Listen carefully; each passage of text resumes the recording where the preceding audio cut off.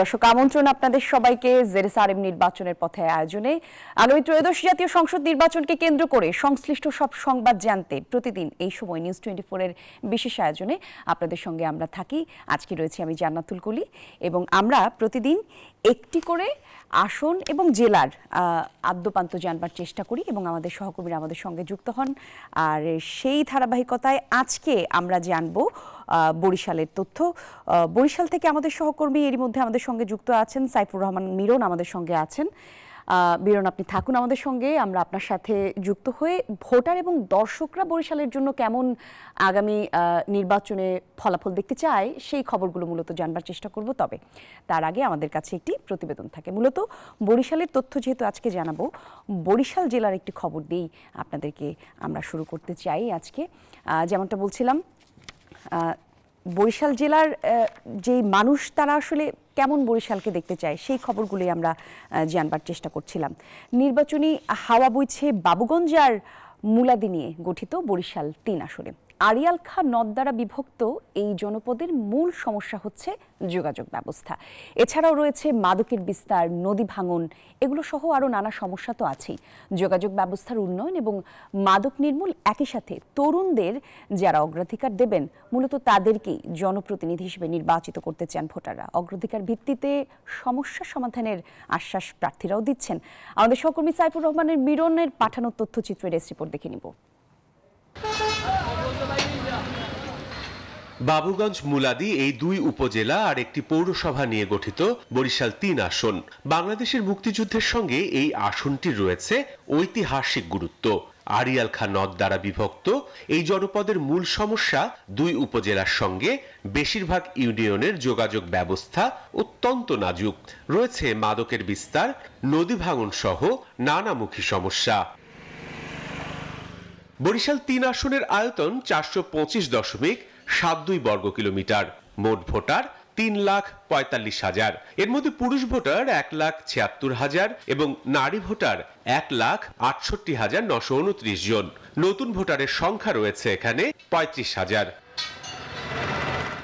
Voter ও নাগরিকরা নির্বাচনের পরিবেশ সুন্দর রাখা, যোগাযোগ ব্যবস্থা, অবকাঠামো উন্নয়ন, মাদকের সমস্যা, অনিয়ম, দুর্নীতি, চাঁদাবাজি সহ নানা সমস্যার কথা তুলে ধরেছেন।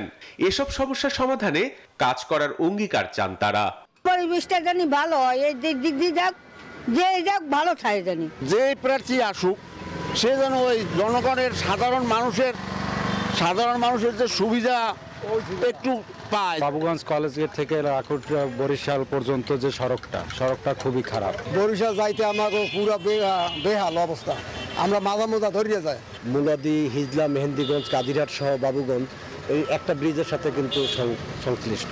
আমরা চাই যে খুব দ্রুতই যেন এই ব্রিজটি সম্পন্ন করা হয়। ভোটারদের প্রত্যাশা পূরণে কাজ করার প্রতিশ্রুতি দিচ্ছেন বিএনপি সমর্থকরা। যে স্বৈর শাসক থেকে এই ১৭ বছর বেগম খালেদা জিয়া সহ দলের নেতাকর্মীরা যেভাবে নির্যাতিত হয়েছে, যেভাবে কারাগার ভোগ করছে, বিভিন্ন নির্যাতনে ভোগ করার পরও রাজপথ থেকে তারা সরে যায়নি। তাই বাংলাদেশের জনগণ তারা অবশ্যই ধানের শীষের পক্ষে নেমে গেছে এবং জোয়ার উঠেছে। দুর্নীতিমুক্ত জবাবদিহিতা, শিক্ষা ব্যবস্থা, যোগাযোগের উন্নয়ন, বেকার সমস্যা সমাধান ও ইনসাফ ভিত্তিক সমাজ গড়তে চান জামাত ও ইসলামী আন্দোলনের প্রার্থীরা।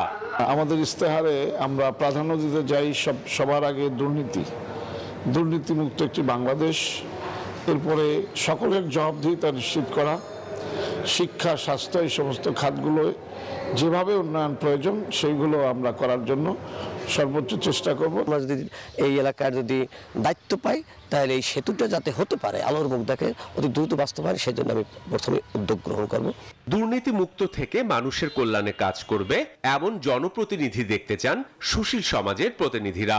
২৬-এর যে ভোট অনুষ্ঠিত হবে এটা অবাধ সুষ্ঠুভাবে তারা যারা ভোট দিতে পারে, এইটাই হলো তাদের প্রত্যাশা। যারাই নির্বাচিত হবেন তারা জনকল্যাণে কাজ করবে, এদেশের যে মানুষ যে আকাঙ্ক্ষা নিয়ে ভোট দিয়েছে তাদের আকাঙ্ক্ষা পূরণ হবে।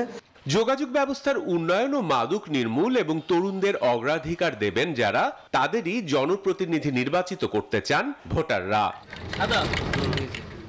Desk report, news 24।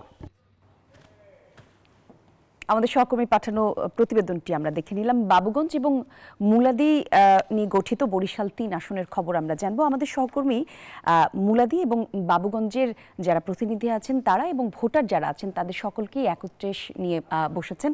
আরও একবার আমরা যেতে চাই মিরনের কাছে। মিরন, নিশ্চয়ই আমরা জানবো যে প্রার্থীরা কীরকম প্রত্যাশার কথা বলছেন ভোটারদেরকে, সেই খবরগুলোই মূলত আমরা জানতে চাই, একটু আমাদেরকে জানাবেন। কলি, আপনি ঠিকই বলেছেন। আজকে জেডএসআরএম নির্বাচনের পথে আমরা এসেছি বরিশালের 3 আসন অর্থাৎ বাবুগঞ্জ এবং মুলাদি আসনে।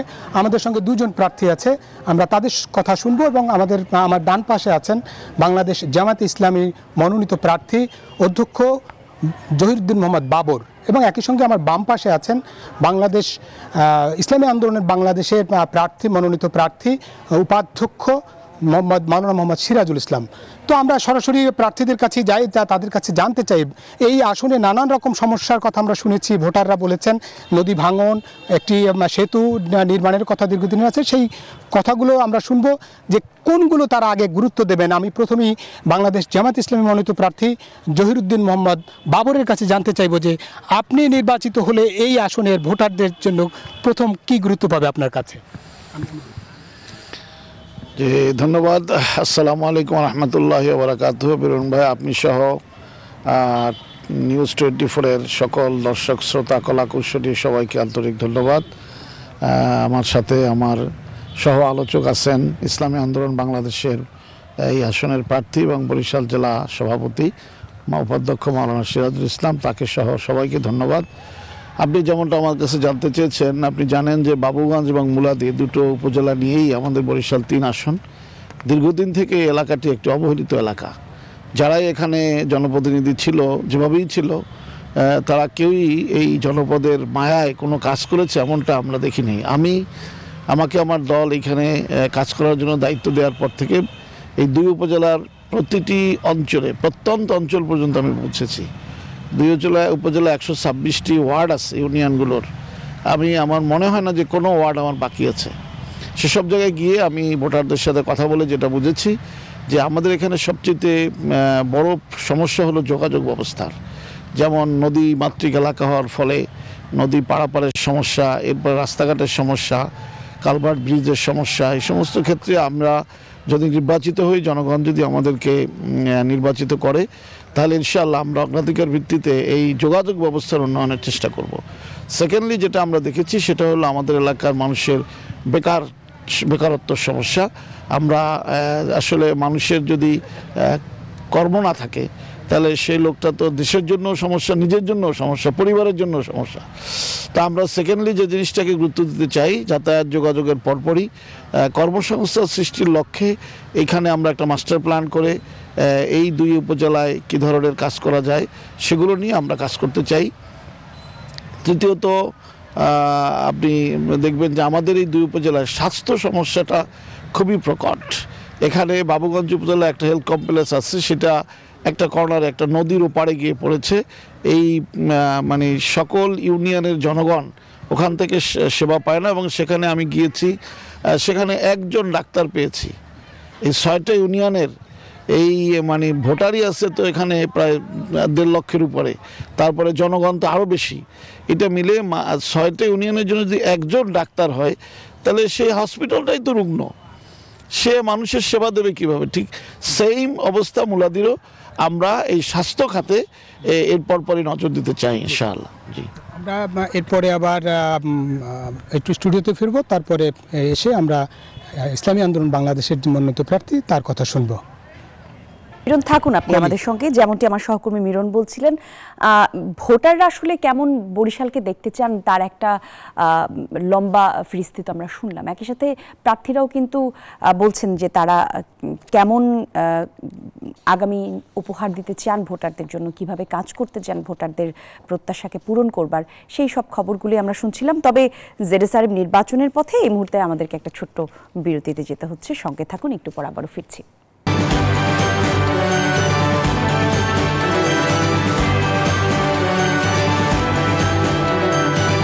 বিরতির পর আরো একবার আমন্ত্রণ আপনাদের সবাইকে। জেরুসালেম নির্বাচনের পথে দেখছেন। আজকে আমরা কথা বলছিলাম বরিশাল ৩ আসন নিয়ে এবং আমাদের সঙ্গে আমাদের সহকর্মী সাইফুর রহমান মিরন আছেন। মিরন, বিরতিতে যাবার আগে আপনি আমাদেরকে জানাচ্ছিলেন একজন প্রার্থীর কথা। আপনার পাশে ইসলামী আন্দোলনের প্রার্থী মাওলানা মোহাম্মদ সিরাজুল ইসলাম আছেন। তিনি কি বলছেন নির্বাচনী প্রচারণা সম্পর্কে, একই সাথে ভোটারদেরকে কি কি ভরসার কথা তিনি বলতে চান, একটু আপনার মাধ্যমে জানাতে চাই দর্শকদের। ধন্যবাদ কলি, আপনি ঠিকই বলেছেন। আমার পাশে যে প্রার্থী আছেন ইসলামী আন্দোলন বাংলাদেশের প্রার্থী উপাধ্যক্ষ মাওলানা মোহাম্মদ সিরাজুল ইসলাম, তার কাছে সরাসরি চলে যেতে চাই। তিনি তার এই আসনের প্রার্থীদের জন্য বা ভোটারদের জন্য মূলত কি বিষয়গুলো গুরুত্ব দেবেন যদি একটু বলেন।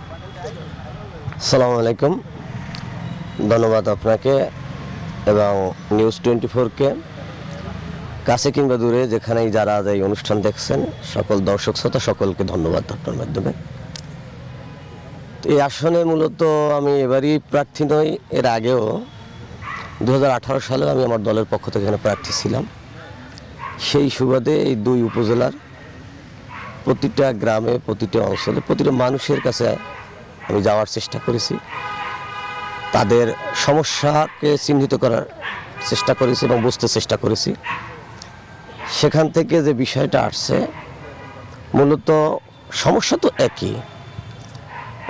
চরের প্রত্যন্ত এলাকার মানুষ, ওখানে রাস্তাঘাটের খুবই সমস্যা এবং প্রতি বছরের জলোচ্ছ্বাস, তারপর ঘূর্ণিঝড় ইত্যাদির কারণে তাদের ফসল, এটি বাড়িঘর নষ্ট হয়। সেখানে বেড়িবাঁধের বিষয় আছে। উপজেলা হেডকোয়ার্টারগুলোর সাথে চরাঞ্চল বিচ্ছিন্ন, সেখানে একটা সংযোগের একটা বিষয় আছে। এবং সর্বোপরি দুই উপজেলার মাঝখানে যে আরিয়াল খান নদী, এখানে দীর্ঘদিন পর্যন্ত এই অঞ্চলের মানুষের দাবি হইল সেতু। সেই সেতুটা এখন পর্যন্ত হয়নি, আলোর মুখ দেখেনি। এইটাই অঞ্চলের মানুষের সবচেয়ে বড় সমস্যা। আল্লাহ যদি আমাদেরকে সুযোগ দেন তাহলে সর্বপ্রথম এই যোগাযোগ ব্যবস্থার উন্নয়ন, বিশেষ করে এই মিরগঞ্জ সেতু, এ ব্যাপারে অনেকেই ভূমিকা রাখছেন, তাদেরকে ওয়েলকাম। কিন্তু বাকি যে কাজটা আছে এটাকে যাতে আলোর মুখ দেখে, সেজন্য আমি আমার সাধ্যানুসার চেষ্টা করবো ইনশাল্লাহ। পাশাপাশি শিক্ষা খাত, স্বাস্থ্য খাত এবং সবচাইতে আমাদের সমাজের রন্ধ্রে রন্ধ্রে যে বিষয়টা ঢুকে গেছে, দুর্নীতি, করাপশন, এখান থেকে কিভাবে বের হয়ে আসা যায় সেই ব্যাপারে আমি চেষ্টা করব।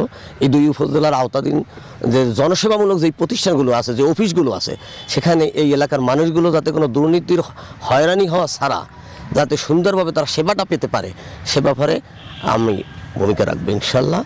এবং বিশেষ করে নারীদের নিরাপত্তা, স্কুল কলেজ কর্মসংস্থানে যাওয়ার জন্য রাস্তাঘাটে তাদের সেই নিরাপত্তা এবং স্বাস্থ্যসেবার ক্ষেত্রে নারীদেরকে বিশেষভাবে গুরুত্ব দেওয়া। এই জন্য দুইটা উপজেলায় দুইটা নারীদের জন্য বিশেষায়িত হসপিটাল, এই ব্যাপারে আমার চিন্তা থাকবে। বলছিলেন নানান প্রতিশ্রুতির কথা। আমরা আবার একটু যাব জামায়াত মনোনীত প্রার্থী জহিরুদ্দিন মোহাম্মদ বাবর। আর কি কি আপনার চোখে পড়েছে যেটা খুবই জরুরি জনসাধারণের জন্য, ভোটারদের জন্য করার? আসলে আমাদের বরিশালে একটা কথা আছে, সর্বাঙ্গে ব্যথা ঔষধ দেব কোথা। তো আসলে উন্নয়নের জোয়ারের কথা শুনেছি, আমার কাছে মনে হয় যে জোয়ারে আমাদের এই দুই উপজেলার সব কিছু ভেসে গেছে, এরকম একটা অবস্থা। তো আমি যেগুলো চিন্তা করেছি তার পাশাপাশি আমরা এখানের যুব সমাজকে আমরা দেশপ্রেমিক এবং কর্মক্ষম যুব সমাজে তৈরি করতে চাই। আজকে যুব সমাজের হাতে একদল অসাধুরা আপনার মাদকদ্রব্য তুলে দিয়ে তাদেরকে আপনার ছন্নছাড়া জীবন, তারপরে তাদেরকে কর্মক্ষমতা হারানোর জন্য একটা অনৈতিক পরিবেশের মধ্যে ঠেলে দিচ্ছে। আমরা যুব সমাজকে গড়ে তুলতে চাই এবং এই দুইটা উপজেলাকে আমরা শিক্ষার দুটি উপজেলা, আমরা জানি যে আমাদের বরিশাল অঞ্চলে বাউফল উপজেলাকে শিক্ষার দিক থেকে অনেক আগানো বলা হয়। আমরা সেদিক থেকে বলতে চাই যে আমাদের পরবর্তী পদক্ষেপ হবে এই দুই উপজেলাকে শিক্ষার দিক থেকে 1 নম্বরে নিয়ে যাওয়া ইনশাআল্লাহ। আর একটু যদি আর একদম যদি বলেন যে আপনি আর কি গুরুত্ব দেবেন, একদম সংক্ষেপে যদি বলেন। আমার যেটা চিন্তা সেটা হলো এই এলাকার অপরাধ প্রবণতা যেটা আছে, সেই অপরাধ প্রবণতাকে কমিয়ে আনা, বিশেষ করে যুব সমাজ। এদেরকে অনেকে মাদকের সাথে জড়িত এবং অপসংস্কৃতি শিকার। এই অপসংস্কৃতি মাদক থেকে এদেরকে ফিরিয়ে আনা এবং এদেরকে একটা কাজ দেওয়ার জন্য জীবনমুখী শিক্ষা ব্যবস্থা, কর্মমুখী শিক্ষা ব্যবস্থা, এই ব্যাপারে আমি একটা ভূমিকা রাখবো ইনশাল্লাহ। এবং পাশাপাশি যেটা বলছি, যাতে করে আপনার অপরাধ সমাজে না থাকে, মাদক, সন্ত্রাস, এই বিষয়গুলোকে যাতে জিরো টলারেন্স নিয়ে আসা যায়, এই জন্য সামাজিক প্রতিরোধ এবং সামাজিক বলয় সৃষ্টি করবো। এটা মুরব্বী আজকে যেমনটা বলছিলেন দুজন প্রার্থী, আজকে আমরা বসছিলাম বরিশাল 3 বাবুগঞ্জ এবং মুলাদি আসনের সম্মানিত দুজন প্রার্থী, বাংলাদেশ জামায়াত ইসলামী মনোনীত প্রার্থী অধ্যক্ষ জহিদুর মোহাম্মদ বাবর এবং আমার বাম পাশে যিনি আছেন বাংলাদেশ ইসলামী আন্দোলন বাংলাদেশের প্রার্থী উপাধ্যক্ষ মাওলানা মোহাম্মদ সিরাজুল ইসলাম। দুজনকে আমরা ধন্যবাদ জানাচ্ছি এবং একই সঙ্গে আগামী দিন আমরা আরও কোনো আসনের সঙ্গে যুক্ত হব। আপনারা নিউজ 24-এর সঙ্গে থাকুন। ফিরছি স্টুডিওতে। অনেক ধন্যবাদ আপনাকে মিলন। অবশ্যই আমরা আগামী দিন নতুন কোনো আসনের খবর আমরা দর্শকদেরকে জানাবো। তবে আজকে যা জানলাম, জলাবদ্ধতা, প্রাকৃতিক দুর্যোগ, যোগাযোগ ব্যবস্থার উন্নয়ন, নারীদের কর্মসংস্থান এবং তরুণ সমাজে মাদক নির্মূলের মতো বিষয়গুলোতে জোর দিতে চান বরিশাল 3 আসন থেকে প্রার্থী যারা আছেন তারা, এবং ভোটারদের কথা আমরা শুনছিলাম। সবকিছু মিলিয়ে আগামী বরিশাল 3 আসনের জন্য শুভকামনা রইল, এবং যারা প্রার্থী আছেন নিশ্চয়ই তারা ভোটে যারা জয়ী হবেন তারা এই প্রত্যাশাগুলো পূরণ করবেন ভোটারদের। সেই প্রত্যাশায় আজকের মতো এখানেই বিদায় নিচ্ছি। আগামী দিন অন্য কোনো খবর নিয়ে তৈরি হয়ে চলে আসবো আমরা আমাদের আয়োজন নিয়ে। ততক্ষণ সবাই ভালো থাকবেন, সুস্থ থাকবেন। বিদায় নিচ্ছি আজকে।